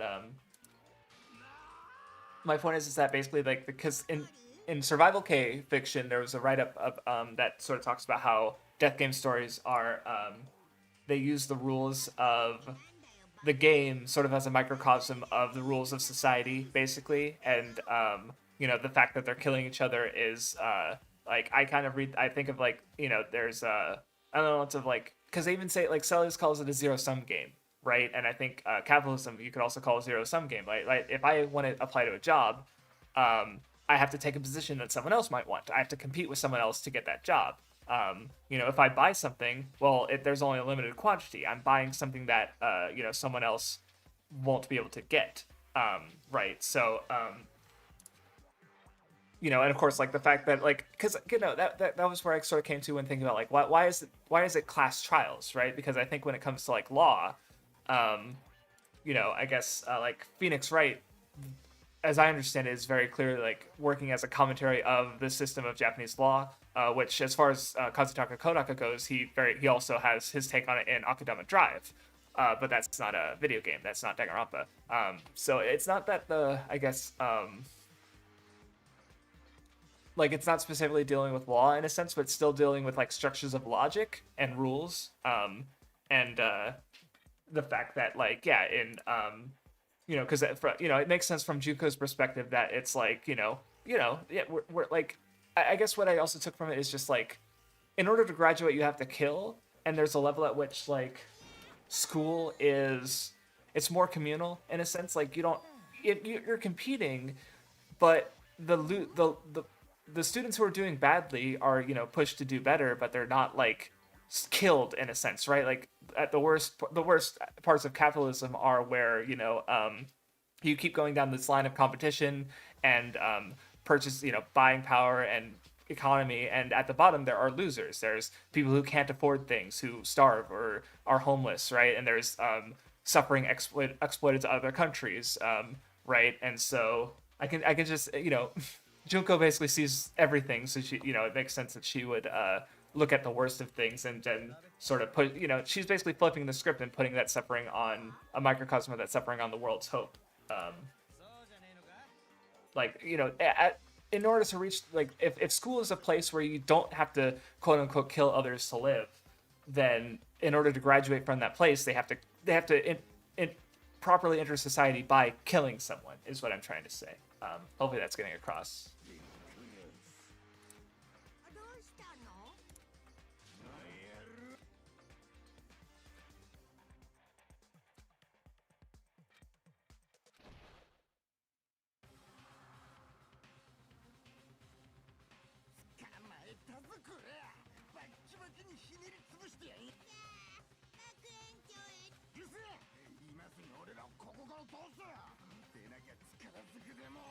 Also, this doesn't affect anyone watching, but anyone watching the VOD, I remember it was really funny because I was watching my videos before, and there was music and stuff that was in some of the clips I used of like Super High Patch Wolf's videos and stuff.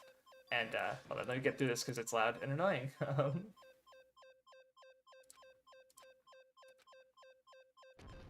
Okay, it's over. Thank God.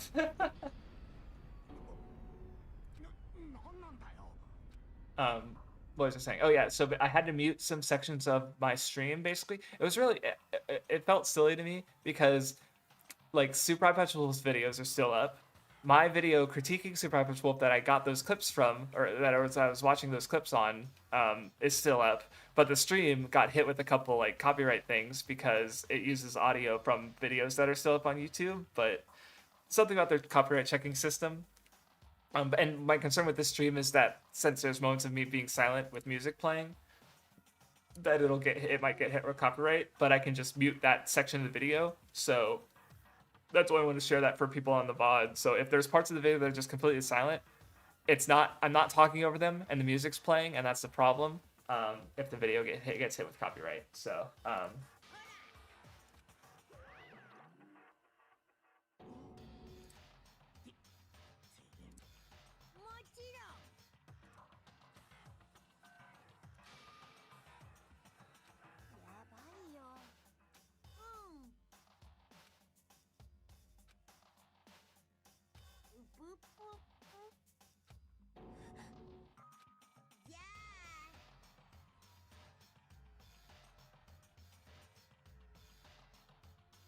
Okay, yeah. Well, because like, no, that's really unfortunate, Tanya. But I mean, yeah, no, it's fair that like, because yeah, obviously parents would want your school to be better.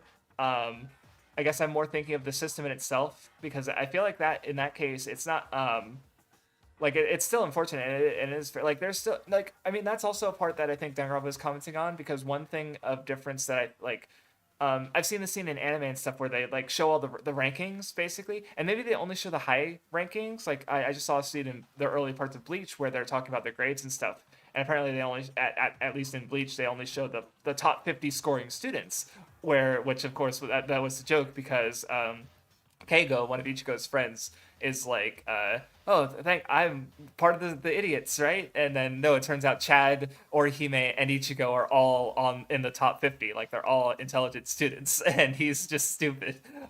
But I have seen, for some shows where they do show the whole ranking, and I don't know what's like realistic, and what's not. But like, I have thought about just how like because in my experience is my grades are like they're not they're private to me and and I'm supposed to go home and take them to my family at least like growing up through high school and we don't you don't have to share your grades with the rest of your class like you aren't constantly being judged against your peers, right?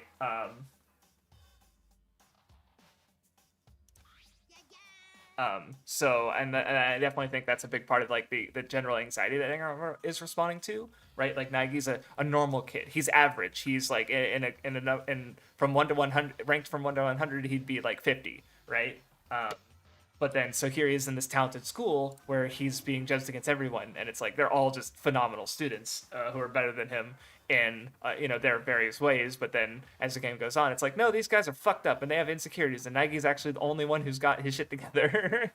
um, like and the value of just the basic things that anyone can have, I guess. His ultimate hope, so to speak. But as for what truly is a zero sum game, as I understand it, it's basically like a game. So let's put it this way: and that like you're competing with someone, and the goal of the game is to take certain things, and there's like a limited basket, and you can only take so much, right? And then or well, maybe that's not the right word, but I maybe I'm not, maybe I don't understand it well enough to explain it right now. Um, but as I understand it, it's like it's a type of game where someone else has to lose. Like if it's how do I put this? I feel like a good analogy would work of different types of games. Um,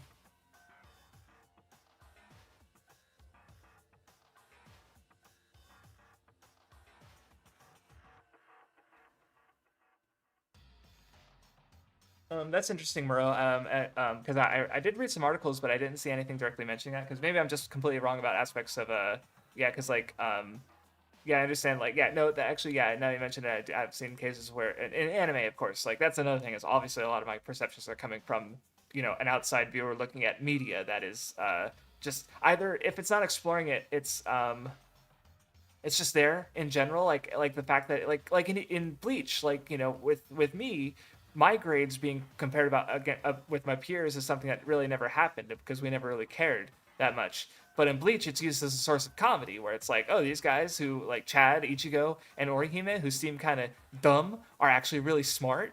Whoa, right? So because it's having publicly shown scores is so normal to a degree that it's just it's normalized, right? There isn't and that's always an anxiety there, but yeah, I guess if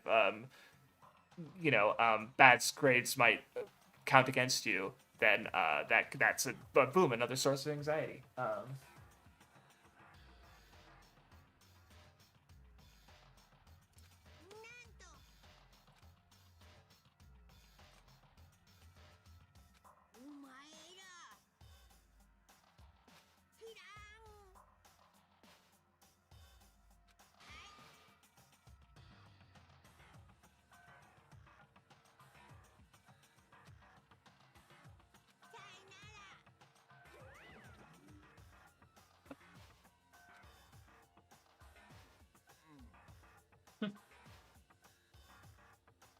Ishimaru's like, how would you rate that experience on a scale of 1 to 10?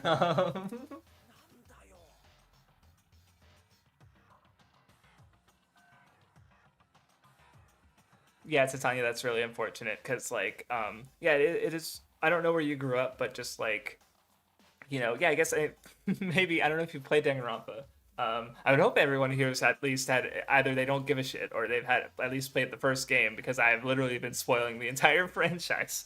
Um, but that's definitely like that's something the game kind of explores with the fact that like Togami especially, it talks about how he's like he needs to succeed, like because that's the world he lives in his free times. If he doesn't excel, then what's the like, because he literally like had to do this kind of death game shit with to overcome his siblings and be like earn his position as the heir.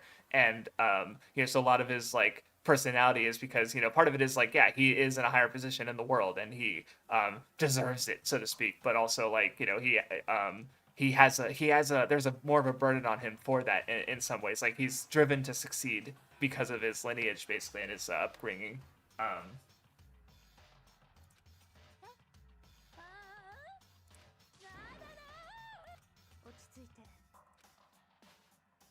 I forget what I was talking about, sorry. I lose the thread a lot.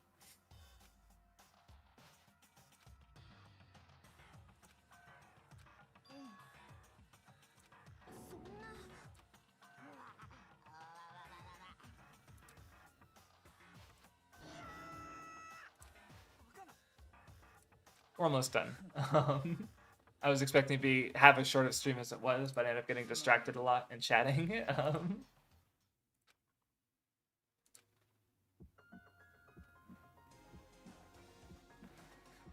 Yeah, Prison Slasher, I sort of agree. Where it's like, yeah, it has everything has problems. I've never encountered a story that didn't have something I didn't like as much or wasn't as into. But I think, God, which video was it? I've been watching Jacob Geller lately. He's a video game YouTuber mostly. No, not even mostly. He does a lot of other stuff too. He does very good videos.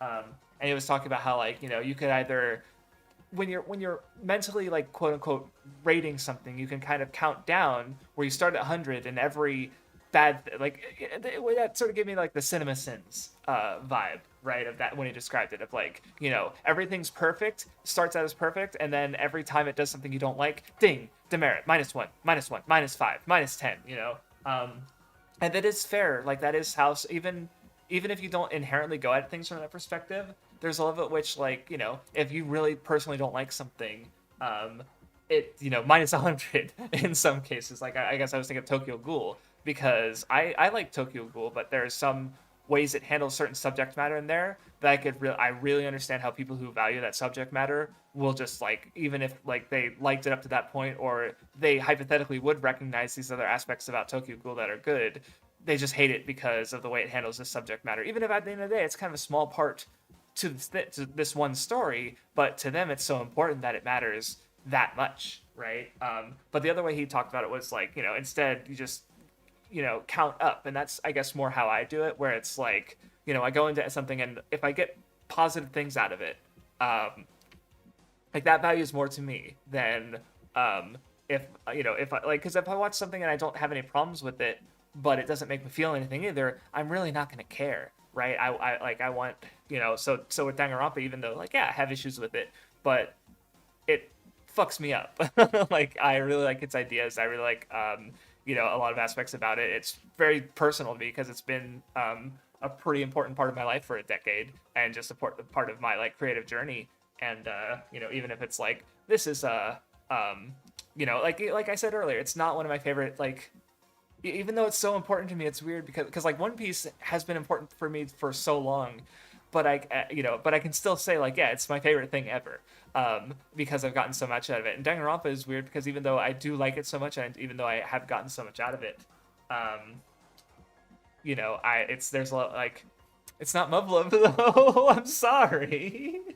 um, like it's just like yeah, because I think my current ratings for the three Danganronpa games are like 9, 10, 9, and then my ratings for the three Muv-Luv visual novels I've played are like 9, 10, 10. So on average I like Muv-Luv more than Danganronpa, even though it's because as a story it resonates with me a lot. It fucks me up emotionally. Like it's so engaging and gripping, and I do want to make content on Muv-Luv eventually. Like if I found if I discovered Muv-Luv 10 years ago, I'd probably be, I don't know, I'd probably have made content on it already. Would it have been good? No, not at all. Because I didn't make good. Well, it might have been good eventually. Like part of the reason I want to make a Danganronpa video is because I like of my Danganronpa videos, I kind of only think the V3 one. I mean, I do need to rewatch that second trilogy, but like the first trilogy of videos, had the review analysis ones, they all have problems, even if there's some good points in the two of the videos. With the other trilogy, it's like Killer Killer kind of doesn't really matter at the end of the day.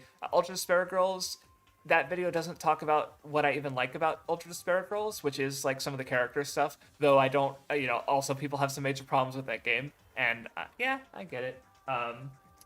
And then with V3, that was honestly my first video, one of my first videos.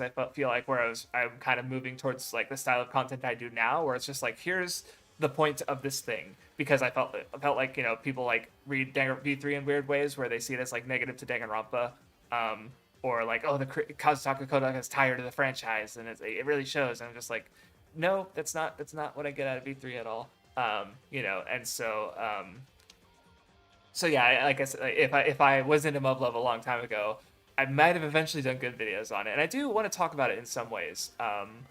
But I guess I'm waiting till I replay it, and I'm still relatively, because I didn't record footage from it, which is like, I mean, do I need to? I could steal footage from someone else, but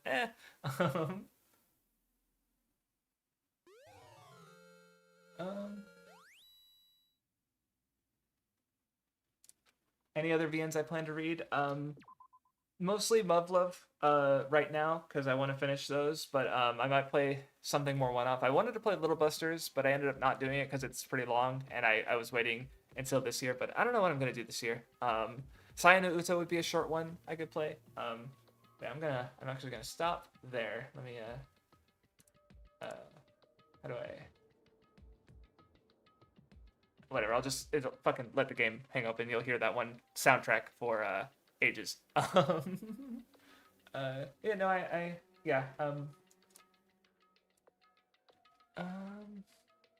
yeah, I'm about to call this stream, so if anyone has anything else they want to ask before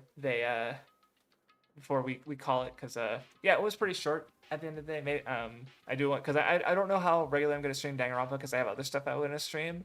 Though right now I'm slightly busy because I have to edit 2 podcasts, because we recorded the Nen show and we recorded the first Bleach discussion on the same day. So I have to do those and get those edited.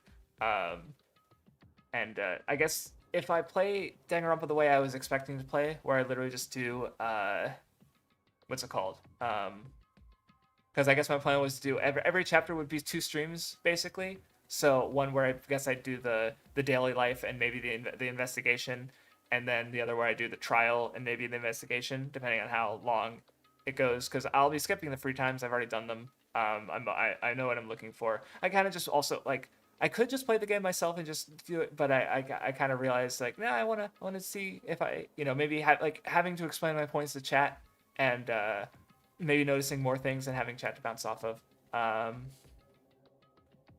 Yeah. So yeah, I'll try to do it every week, and if I do other streams, maybe I'll have 2 streams that week, but I don't know if I'll have the time to do that. So yeah, I don't know. But yeah, I'm not seeing anything else in chat, so yeah, I guess that's it. I'll call it there. Have a good one, everybody, and I'll catch you next time.